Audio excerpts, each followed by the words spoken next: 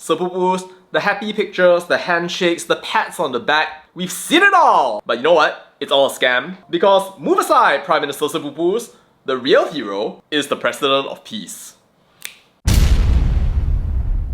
Citation needed. Sepupus, the ink is barely dry on the Thailand-Cambodia ceasefire, and already Donald Trump is claiming credit. That's right, wow, truly amazing, that's our golden boy. It's okay, Anwar, you're losing to the greatest president of all time. A true saint, a hero of a human being, nominated for the Nobel Peace Prize over and over again, most recently for his role in the Iran-Israel war and also in the India-Pakistan conflict, which by the way, the world wanted you to butt out of. It's okay, you lose to him also, never mind. He is the paling nominated, though yes, it's by Netanyahu, and it's by Pakistan, although they kind of withdrew their nomination right after Israel went and attacked Iran. Oh, and it's funny that we're talking about Pakistan because the last time President Trump did his President of Peace shtick in Asia with India and Pakistan, the Indian officials were literally saying, "No, Mr. President, sir, we came to a ceasefire because of Operation Sindoor, not because of your orchestration." Jay Shankar was saying, "No phone call happened," and some people were saying, "Close Trump's mouth or close McDonald's." Wow. But whoa. Now it is true though, that President Trump is the first president to not start a new war ever since Jimmy Carter, and also to meet Kim Jong-un first in Singapore. Very nice. Getting a good picture of everybody so we look nice and handsome and thin. Beautiful. Perfect.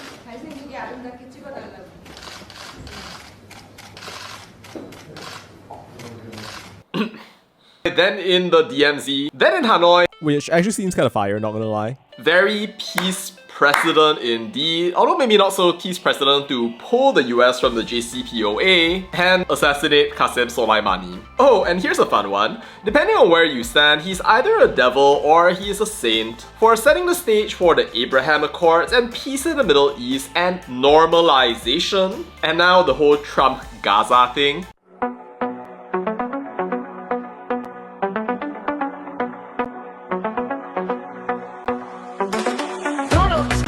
Set you free, bringing the light for all to see. No more tunnels, no more fear. Trump Gaza is finally here.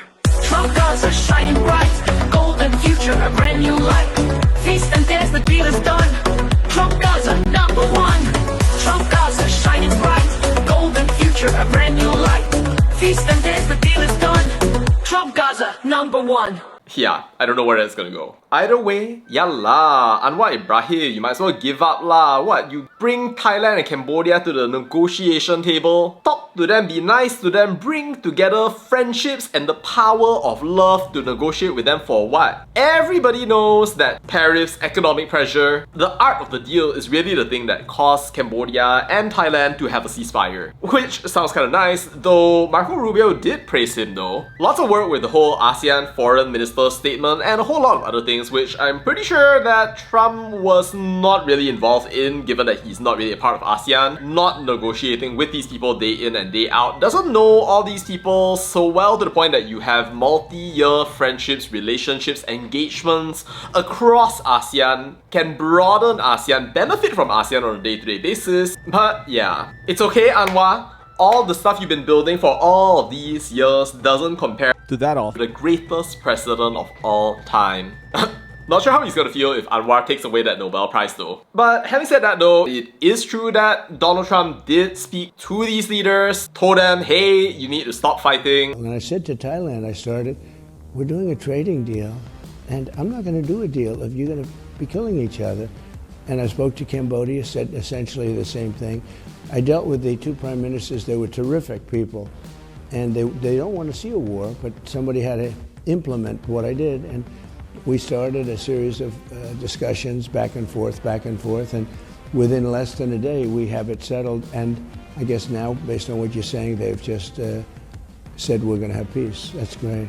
Millions of people are going to be saved. You know, those wars turn out to be a disaster. Millions of people get killed, and it's total disruption. And it takes them 40 years to recover, and we were able to stop it before it really started. The US is such a big part of their economies, and having a 36% tariff and no actual negotiations going forward is going to be disastrous for both of them. Which is like one point to Trump, But then I guess the question is, what if these guys already wanted to stop fighting? See, if we remember the context of the initial flare-up, I mean, like, it was literally an unfortunate incident on the 28th of May, and then later on it escalated in ways that were just like not wanted. He Tong Tarn losing her PMship by the Constitutional Court judgment after her call with Hun Sen, and then later everything being chill for a while, though not before. 135,000 people were displaced on the Cambodian side, 140,000 people were displaced on the Thai side, 33 people died, even as they were kind of walking on eggshells for that entire time before a single landmine exploded, and then everything just went situation normal all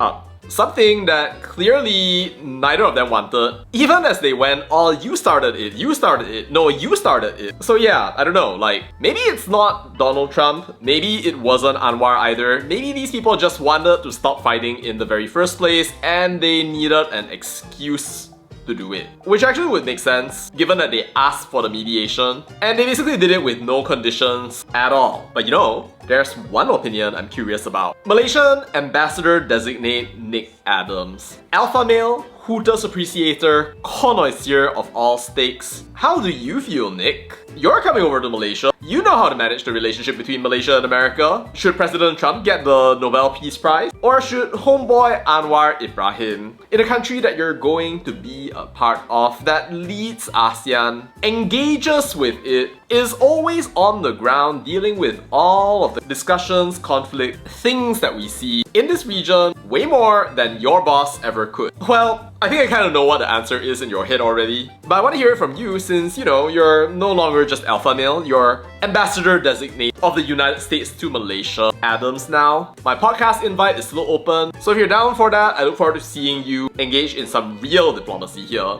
But what do you think, Sapupus? Did Trump pull his President of Peace thing? Did he stop Thailand and Cambodia from going into disastrous all-out war? Or was it Anwar Ibrahim, Malaysia Madani, that somehow brought about this peace that we hope is gonna last? Or were they already looking to stop it and they were just looking for an excuse? Well, that's something fun to think about. Either way, let me know your thoughts down in the comments. That's all I'll say about that. I'll see you in the next one.